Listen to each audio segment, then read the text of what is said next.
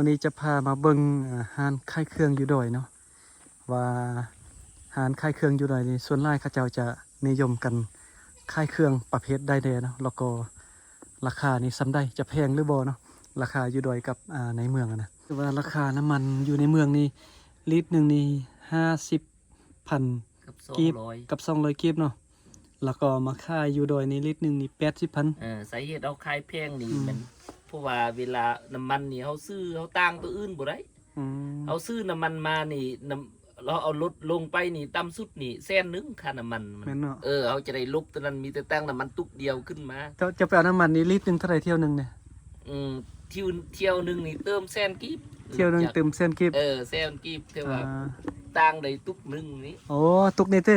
ตุกนี้เลย ถือว่าเที่ยวหนึงเนี่ยเจ้าไปเอามาได้ตุกหนึงนี่ จักลิตรจะใส่เนี่ย ใส่ก็ประมาณล้านหนึง ล้านหนึง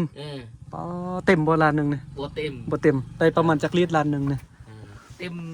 เต็มนี่100,000 1,300มื้อนี้ เดี๋ยวเบิ่งเลยนะสมัยตะกี้อันค่อยซื้อเต็มตุกนี่มีแต่200,000กีบเลยนั่นมันก็ส่วนนะแต่ว่าเดี๋ยวนี้นี่ล้านหนึงบ่เต็ม บ่เต็ม อ๋อบ่ธรรมดาเนาะ ล้านหนึงบ่เต็ม อายเพิ่นว่าไปซื้อน้ำมันอยู่ในเมืองนี่ซื้อนี่1ล้านกีบนี่น้ำมันบ่เต็มตุกนี่ต่างจากเมื่อก่อนนะเมื่อก่อนนี่200,000กีบนี่เกือบเต็มตุกนี่แล้วเดี๋ยวนี้นี่ล้านหนึงนี่ยังบ่เต็ม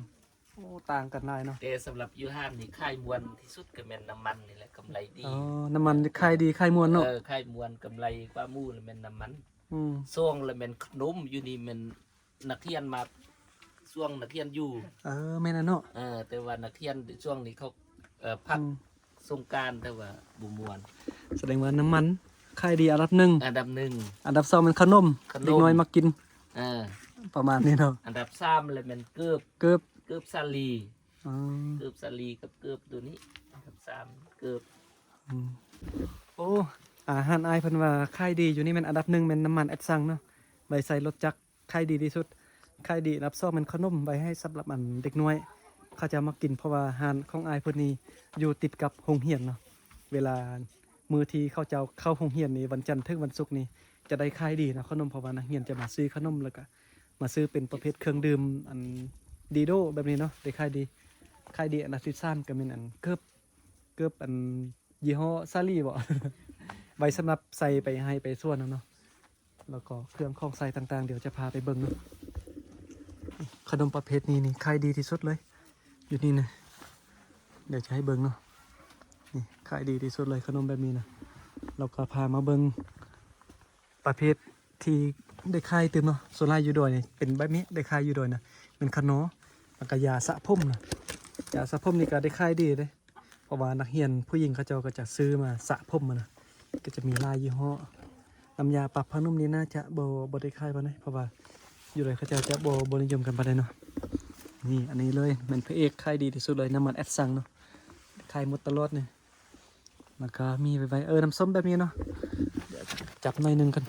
ที่แม่นพี่ปู น้ำส้มแบบนี้ได้ขายดีบ่าย ก็บ่ค่อยดีตัวนี้แหละตัวดีน่ะแม่นตัวนี้ พี่ปู เดี๋ยวไปเบิ่งกันไปรีวิวฮานอายแล้วเนาะมื้อนี้นะ อันดับ4เลยแม่นพี่ปูนี่ แบบใดได้ขายดี เนี่ยถ้าว่าขายดีมือหนึงก็ประมาณ2 ถึง 3 แก๊ส อ๋อ เบิ่ เบิ่ ง ง นักเรีย จั น บ อยู่ จับอันหนึงเบิ่ง อ่า แบบนี้เนาะ อ่า สินค้าแบบนี้อยู่ดอยถือว่าได้ขายดี ประมาณขายบางที่ก็2 แก๊สหรือว่า3 แก๊สตัวนั้นตัวมือ จะซื้อมาหลายเนาะ เออ จะซื้ออยู่ไสแถวใดเนี่ย ถ้าว่าขายซื้ออยู่เมืองห้ามใดก็มี อันนี้จะขายปองหนึงเท่าไหร่ ป้อง1,000กีบ ปอง1,000กีบแล้วแก๊สหนึงมีจักปอง แก๊สหนึงประมาณ100แก๊สหนึงมี100อันนี้ แม่นแล้ว จะซื้อแก๊สหนึงเท่าไหร่อยู่ในเมืองนี่ แก๊สหนึง55แก๊สหนึง55,000กีบมี100อัน 100 อัน เกิดกำไรอัน 45,000กีบ แม่นแล้ว โอ้ก็ดีเนาะ 45 แก๊สหนึงกำไร45,000กีบโอ้มื้อหน้าจิได้เป็นพ่อค้ามาขายเครื่องกันข่อยนะ ได้ขายดีเนาะดีโดนี่นะ ดิตัวพี่โป้เขา พี่โป้ พี่โป้แต่ว่าเอามาสุดหนึ่งประมาณบางที่ก็ฮอต40บางที่ก็30อืมก็ได้ขายดีเนาะ ตัวนี้ช่วงนักเรียนอยู่แต่ว่าเขากินไปจ้ำนักเรียนนี่เขาเครื่องแซ่นี่ ขายตลอดเลยเนาะเดี๋ยวไปเบิ่งเกิบกันรองเท้าเนาะว่าเป็นภาษาไทยอะนะ อ่า เกือบแบบใดที่จะว่าได้ขายดีอะนะ ขายม่วนที่สุดเลยแม่นเกือบตัวนี้ ตัวนี้มะ ตัวนี้ แบบใดแบบเนี้ย เพราะว่าคนนี่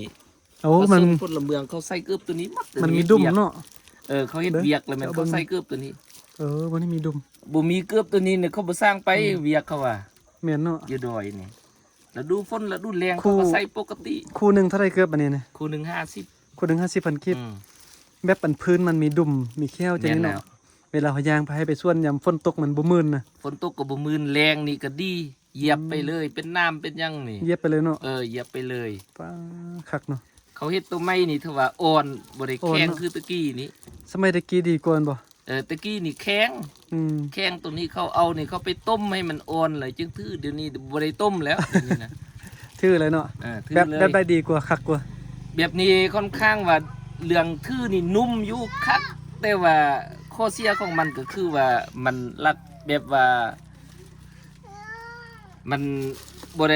ได้กุ้มดน บ่คุมดนเนาะ บ่กุ้มดน อ๋อแสดงว่าของเก่าดีกว่าของใหม่ ดีแต่ว่าแข้งทื่อเลยเจ็บตีน อืมนะ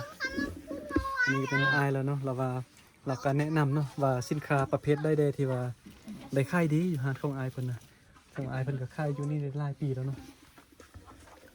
หาดอายเพิ่นก็ขายเครื่องประเภทนี้เนาะเครื่องย่อยเครื่องใช้ชีวิตประจำวันนี่ ที่หมวย นะลูกค้ามาแล้วเด้นี่ เอาเดี๋ยวจะให้เบิ่งบรรยากาศภายนอกบัดนี้นะว่าเป็นจังไดอันนี้เนาะหาดอายเพิ่นอยู่แบบนี้เลยหาดขายเครื่องเนี่ยบรรยากาศอยู่นอกเนาะอยู่จอมดอยกลางป่าแบบนี้เนาะ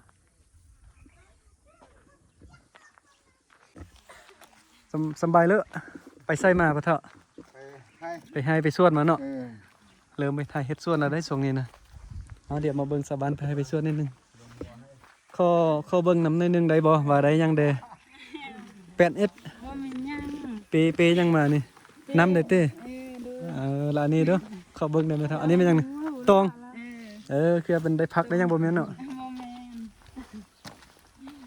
จังไรฝนตกกลับไปซักข้าวให้ได้เนาะเออ สะบานลุกมาแต่ให้ที่ส่วนเนาะ